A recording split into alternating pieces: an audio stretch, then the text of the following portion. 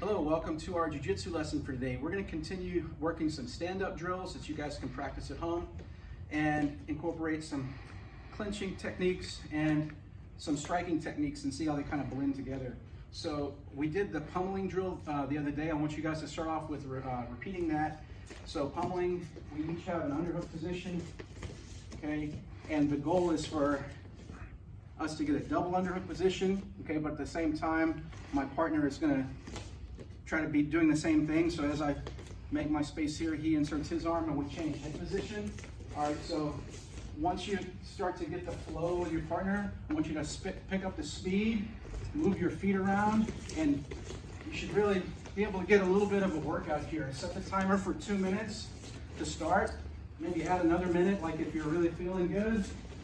All right, and start to challenge each other with the drill, okay? Moving around and staying sticky with it. Okay, now if you notice, nobody's really gaining an advantage with that drill. That is in fact more of a defensive skill. Now, if I want to be offensive, a really good strategy is to try to get my head on the same side as my underhook arm. If you notice during that drill we just did, my underhook is here, but my head's on the opposite side. Alex is mirroring me. So no one has a clear advantage, right? Because we're mirroring each other. So as we do this drill, you know, we end up in this neutral position, all right? But rather than allowing my head to be on the opposite side of my underhook, if I'm able to kind of get my head on the same side as my underhook, clawing the top of his shoulder, framing out in his arm, I can either go on his wrist or his arm right here, kind of wedging out. My head's here on the same side as my underhook, and my lead leg is right here on the inside of Alex's leg. Now I start to have more control than Alex does in the position, okay? And generally from here, what I try to do is just walk the person straight back. If he doesn't give any resistance, I'll literally walk him wherever I feel like. Normally, once you start to gain some ground, he'll start to kind of resist by pressing that back leg because he doesn't like getting thrown around. So all I do is I take this knee right next to his knee and I just kind of open it up. See, I'm kind of on the ball of my foot, and that causes his leg to buckle. As soon as I feel that leg buckle, I'm just gonna scoop my hips back and his head falls right down. Immediately I want to grab the chin. It's like I'm carrying a football and keep my underhook on the other side. Now there's a takedown that we can do from there. Don't worry about the takedown right now because you probably don't have a nice soft mat to practice on at the house, but you can practice this setup, okay? So we're pummeling, okay?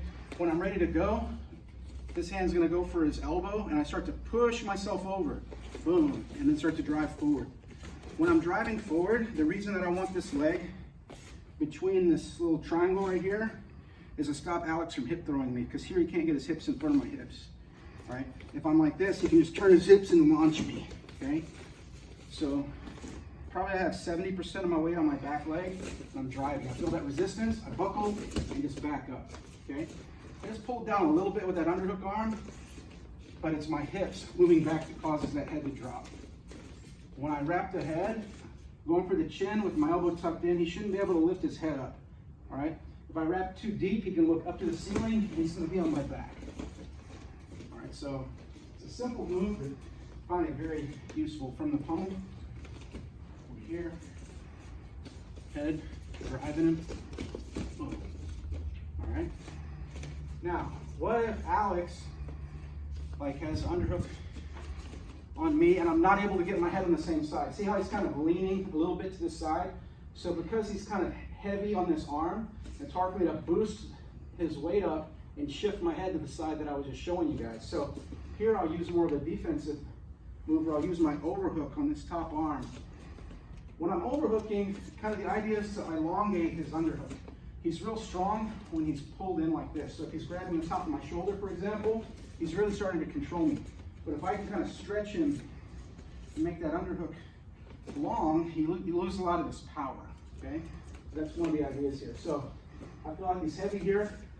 I'm overhooking and I'm gonna frame out on his neck and just stretch and try to connect my hand together here. If I can't connect my hand, it's okay, but just strive for that position. And this is just a good position to just stuff his underhook. Now, this is a position where like the two styles connect, like the Thai boxing class and the jiu-jitsu class will connect right here. Because from this position, I can knee the face, okay? And I can also knee the rib cage here. Just be careful on your knees. He does have a free arm, so you don't want him to grab your leg. Okay?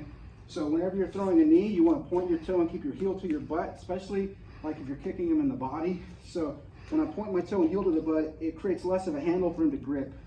You see? Hard for him to grab there. So just a little detail that might be helpful. So that'll be when you feel his underhook is real strong and his weight shifted that way. We just frame out. All right, sometimes he'll just disengage from you. All right, that's fine. If he stays like trying to control you with the underhook, he's gonna eat a knee for sure, okay? So more of a typical reaction would be for him just to release his attack. Another thing we have in the clinch is this collar tie position, okay? So we find ourselves here grappling quite a bit, all right? One tactic that I can use is framing out over this, this collar tie. So all I do here is I'm reaching over the top of his arm, kind of mirroring what he's doing. I'm gonna find my forearm in his neck here. And then I'm gonna reinforce with my own hand. So here he should not be able to pull my head down. I've got my arms like really reinforcing this position.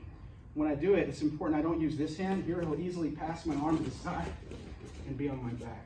So the same side that he's gripping on needs to be my primary frame. This one is just a complement, okay? So try to manipulate my head here, it's very difficult. Notice like same concept as like extending this arm, like we were talking with the underhook.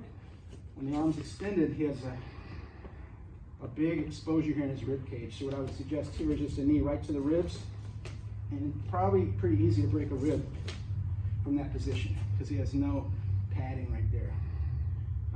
So little clinching tactics that you guys can try at home, and we'll see you guys tomorrow for the next class. Thanks for watching.